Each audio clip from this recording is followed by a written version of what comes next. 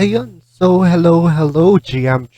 Kamusta, guys? So, kamusta kayo, guys? Andito na naman tayo sa ating episode 2, part 2 ng ating Project Sino content. So, nagtataka kayo, ba't nandito tayo sa Twitter page ng Project Sino?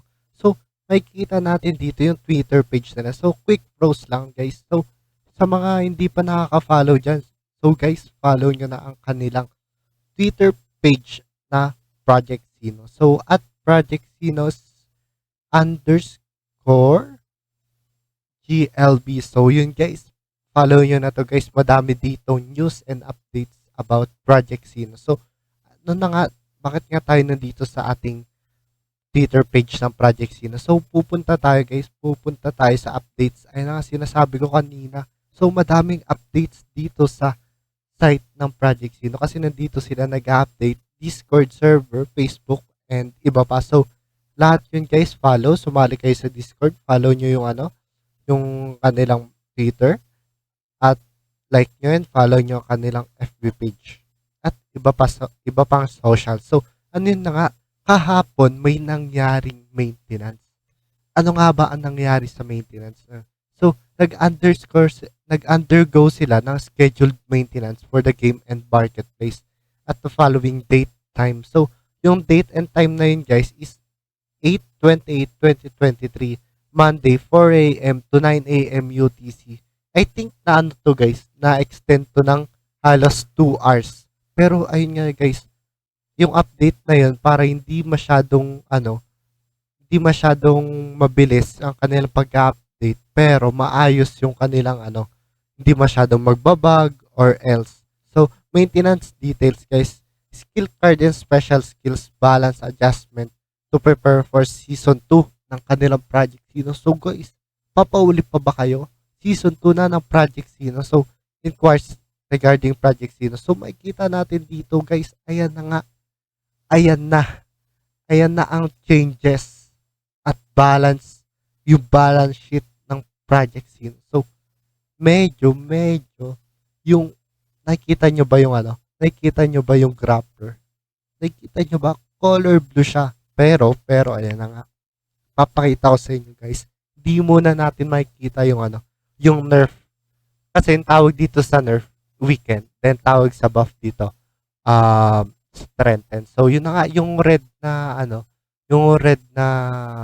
word is buff. And yung blue na word is, ayun yung mga ni-nerf. And na-adjust yung mga color green. So, first thing, kay Samurai guys, aerial flow. In strength, grabe yung aerial flow. Change the effect 150% damage when targeting 2 or more enemies to 200%. So, napakaganda nito guys para sa mga samurai user.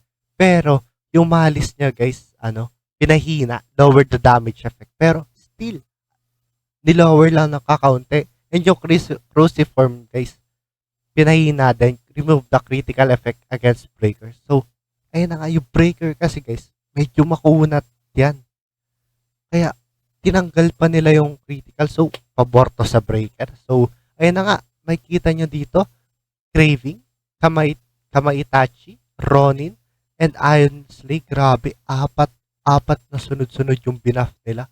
So, makikita nyo dito guys, medyo lamang si Samurai dito. Kasi madami siyang na-buff. I think 1, 2, 3, 4, 5, 5 na buff and 4 na skill niya lang yung pinahina. Dito naman tayo kay Breaker. So, makikita nyo dito guys, ilan yung skill ni Breaker dito?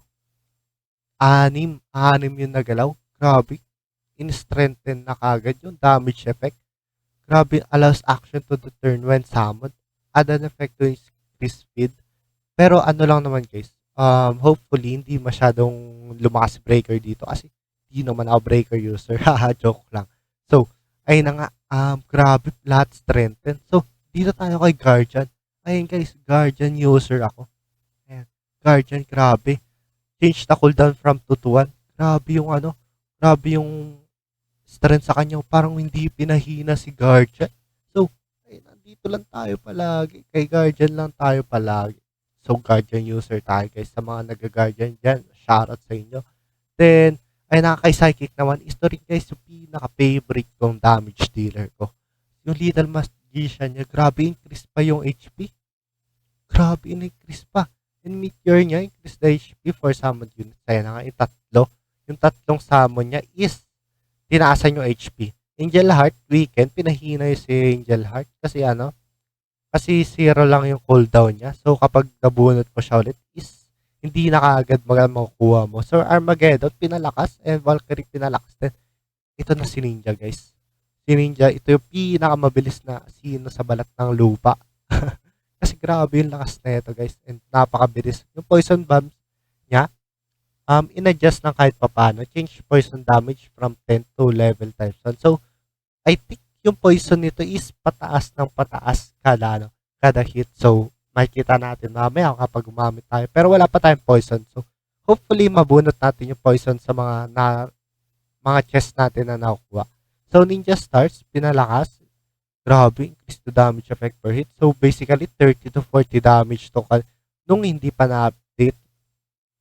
Ngayon, pinalakas pa lalo. So, kaya Underworld naman, sa Underworld niya, in-adjust, reduce poison damage from levels 1 to 4. So, ayun na nga. Grabe, kaya pala 8 lang yung kaninang nakita ko. Okay, so ni-nerf si Ninja. Ni-nerf si Ninja. Hindi sana nerf, pero ni-reduce siya. So, basically, nerf kasi na-reduce. So, increase, buff, reduce, nerf. Pero in-adjust. So, poison damage for level 5 remains unchanged. So, adjust lang. So, ayun na nga si Grappler, guys. Nakikita nyo ba? Anong ginawa nila kay Grappler? Pero hindi naman tayo Grappler user. At hirap na hirap tayo sa Grappler. So, good use to sa mga hindi Grappler user like me. So, back punch. Pinawaken. Yung Rising Dragon na napakasakit. Grabe. Ito yung uppercut eh. Yung Aura Knuckle, pinahina din. Yung Little Fighter, pinahina. Pero, yung Megalodon Punch, pina-strength nila. At yung Spiral Bow, pinalakas. Pero, hopefully, maging di naman mawala sa meta si Grappler.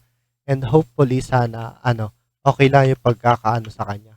Okay lang yung pagkaka-nerf at yung pagkaka-buff.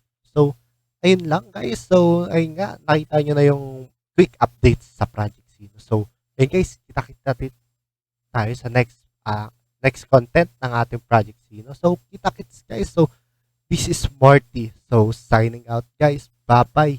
GG's. Peace. So, huwag nyo kalimutan mag-subscribe sa akin, guys, ha.